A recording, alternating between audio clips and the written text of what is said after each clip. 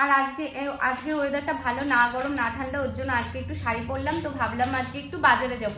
আগের দিন বনগাঁ গেছিলাম বললাম না, তো সেদিনকে না আমি নাইট স্যুট কিনতে গেছিলাম। যাই হোক কোনো কারণের জন্য ওই কারণে আমি আর কিনিনি। তো আজকে যাব। আমাদের নোহাটায় একটা নতুন মল হয়েছে, কিছুদিন হয়েছে, মানে কিছুদিন না অনেকদিন হয়েছে, দুর্গাপুজোর সময় হয়েছিল।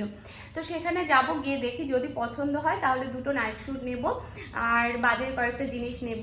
তো ওই কারণেই আজকে বাজারে যাওয়া। আর আমার মেয়েকেও আমার সঙ্গে নিয়ে যাবো। তো চলো আমার মেয়েকে আগে রেডি করি। আমি তো রেডি হয়েছি, ও ঘুমিয়েছিল, তার মধ্যে আমি রেডি হয়ে গেছি, নাহলে আমাকে রেডি হতে দিত না।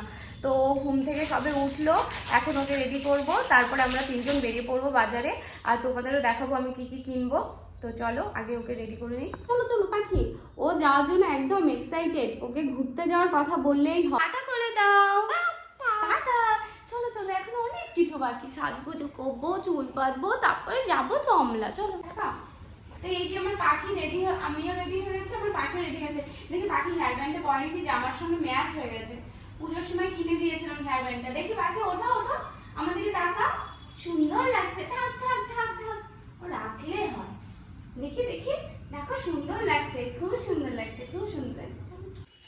নাচো নাচো নাচো, আমার পাখিরা অনেক সুন্দর নাচ করতে পারে। ওই বললাম না, রাখলে হয়। হেয়ার ব্যান্ড, ও হেয়ার ব্যান্ড ক্লিপ কিচ্ছু রাখে না চুলে, ভেঙে যাবে। এই যে আমরা রেডি হয়ে পড়েছি যাওয়ার জন্য। পাখি সবাইকে একটু বলে দাও আমরা কোথায় যাচ্ছি, বলো কোথায় যাচ্ছি। তুমি কোথায় যাচ্ছ বলো? এই যে ঘুরে ঘুরে যাচ্ছি, তাই তো? পাখি পাখি টাটা। বলো কোনটা চাই? ওইটা কি তোমার সাইজে? চলো। সামনে বৈশাখ মাসেই আমার ননদের বিয়ে, তো আমার খুব ইচ্ছা আমি একটা অর্গেঞ্জা শাড়ি নেব। ওই কারণে ভাবলাম যখন এসছি একটু দেখেই যাই। তো এখানে অর্গেঞ্জা শাড়ির কোনো কালেকশানই ছিল না, এই জিমিচুগুলো ছিল। তো তাও একটু দেখলাম, আমার খুব একটা পছন্দ হয়নি, কিন্তু কালারগুলো বেশ ভালো ছিল। বাচ্চাদের ড্রেস যেখানেই দেখি সেখানেই পছন্দ হয়, সেখানেই সুন্দর। ওই যে আমার মেয়ে একজন সঙ্গী পেয়ে গেছে, ওর পিসিমণি। কি বাবা কোথায়?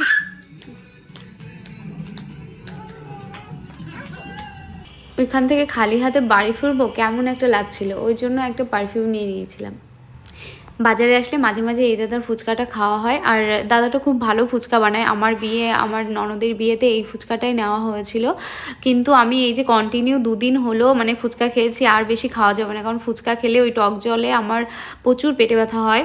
এরপর ফুচকা খেয়ে আমি জিলাপির দোকানে চলে এসেছি। এখান থেকে অল্প করে জিলাপি নেবো, বেশি নেবো না, কারণ কেউ বাড়িতে তেমন খায় না, আমি একাই জিলাপি খাই। সত্যি কথা বলতে আজকেও আমার ব্যাড লাক, আজকেও আমি পাইনি জিনিসটা, মানে যেটার জন্য গেছিলাম সেটা আজকেও খুঁজে পাইনি। দুটো একটা দোকান ঘুরলাম, তারপর না খুঁজে পেয়ে বাজারে এসে ফুচকা খেয়ে জিলাপি নিয়ে চপ নিয়ে বাড়ি চলে আসলাম। আর কি করা যাবে না পেলে, তো ভাবছি এখন আমি মিশো থেকেই অর্ডার করে নেবো জিনিসটা। আমি যে দোকান থেকে জিলাপি এনেছি ওই দোকানের কাকু ভীষণ ভালো জিলাপি বানায়।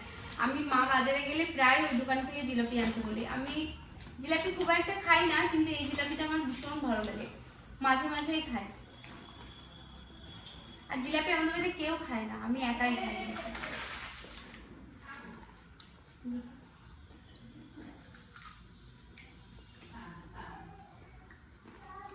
ভালো টেস্ট, মানে হালকা মিষ্টি দেয় তো, আর অতটা গাঢ় মিষ্টি দেয় না। মেলায় বা অন্য কোথাও জিলাপি যেগুলো থাকে প্রচুর মিষ্টি থাকে, এটা একটু হালকা মিষ্টি দিয়ে করে, ভালো করে। পাখি জিলাপি, দাও দাও দাও,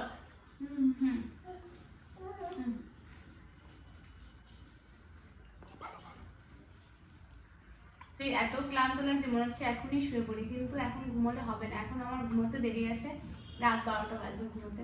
তো টাটা, গুড নাইট সবাইকে, সবাই ভালো থেকো। আর আমার ভিডিওটা যদি ভালো লেগে থাকে তো একটা লাইক, কমেন্ট আর আমার চ্যানেলটাকে সাবস্ক্রাইব করে দিও।